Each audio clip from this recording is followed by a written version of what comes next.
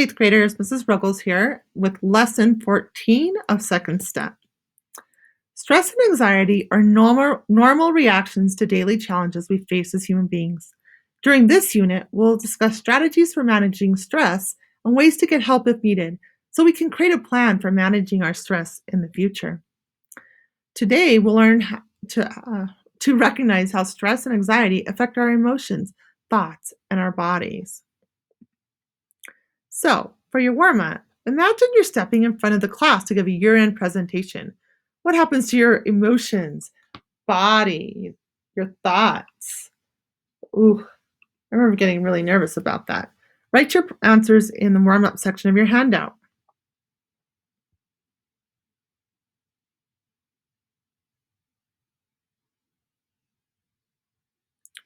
So, some of the emotions might be worried, nervous, and excited.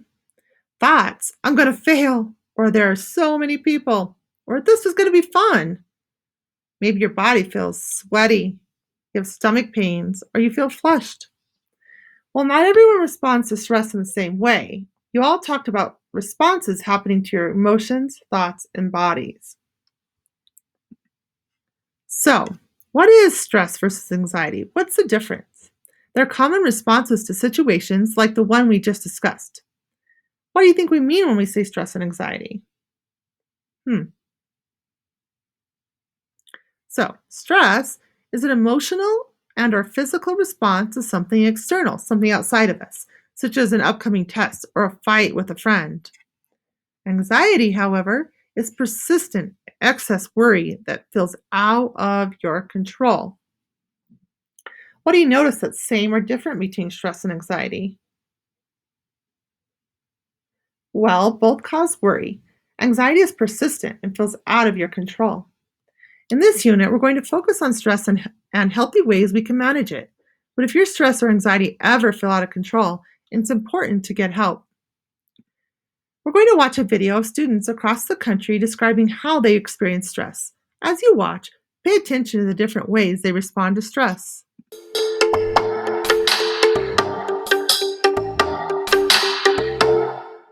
If something like really stressful is happening, I do this to my hands and stuff because like it helps me like calm down a little and like be more in the present. But yes, I do get headaches at the end of the day. I feel very upset. Like I don't really want to be around people. I kind of just want to be by myself. Physically, I usually get headaches. I start to get cramps. My body gets really sore when I have stress or anxiety. I usually sleep a lot. I feel physically tired all the time, and everything that I do kind of just causes fatigue, and I just wear down. It feels like I've got a heavy backpack on. I don't know if that makes sense, but it feels like I'm carrying it around everywhere. Even if it's like stress at home, I like carry it onto school.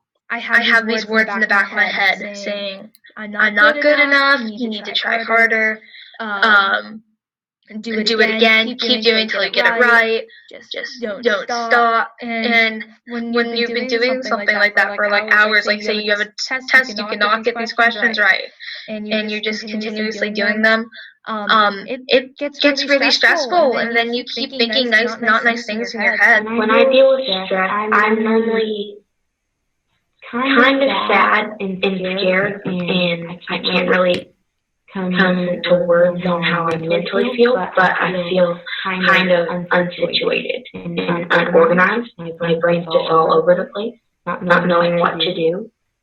When I feel that stress physically, I get a stomach ache, and sometimes I get headaches. Mentally, I just start to think of my mind is always racing. Like I'm just always thinking about something, and I usually get a little over dramatic with the situation. Like I take it further than it really is. So emotionally, certain things like it can be nothing, and I'm just crying and just feeling bad, and like I just don't know what to do.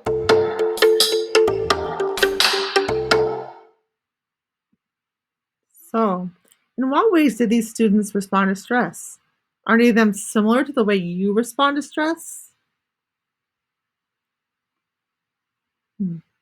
I heard kind of stomach aches, headaches, feeling nervous or shaky.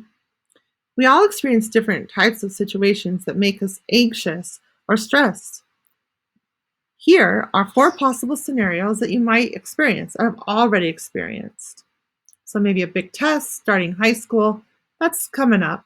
Having a conflict with a good friend, a family member being ill.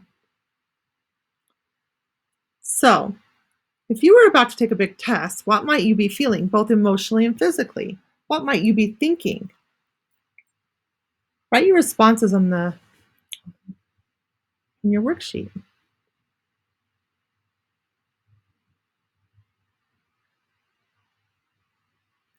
So some of your emotions might be worry. Your thoughts might be, I'm not ready for this. And your body might feel your heart pounding or tightness in your shoulder. So those are the answers for the first one. Now it's your turn.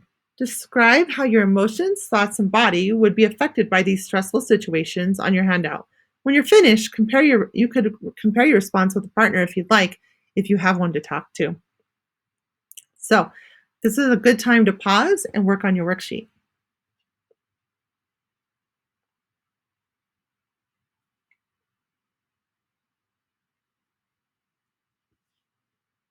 There are many common responses to stress. However, keep in mind that everyone responds to stress and communicates their emotions differently.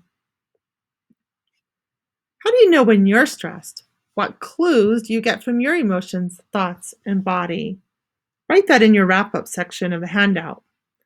Now that we know how to define stress and anxiety, we'll discuss why we sometimes feel like things are out of our control in the next lesson. Remember those clues you get from your body when you're stressed so you can identify what you need to make a plan, what you identify when you need to make a plan to manage your stress. We'll talk about how to do this in the upcoming lesson. All right, guys, finish up the worksheet and upload to Google Classroom. Have a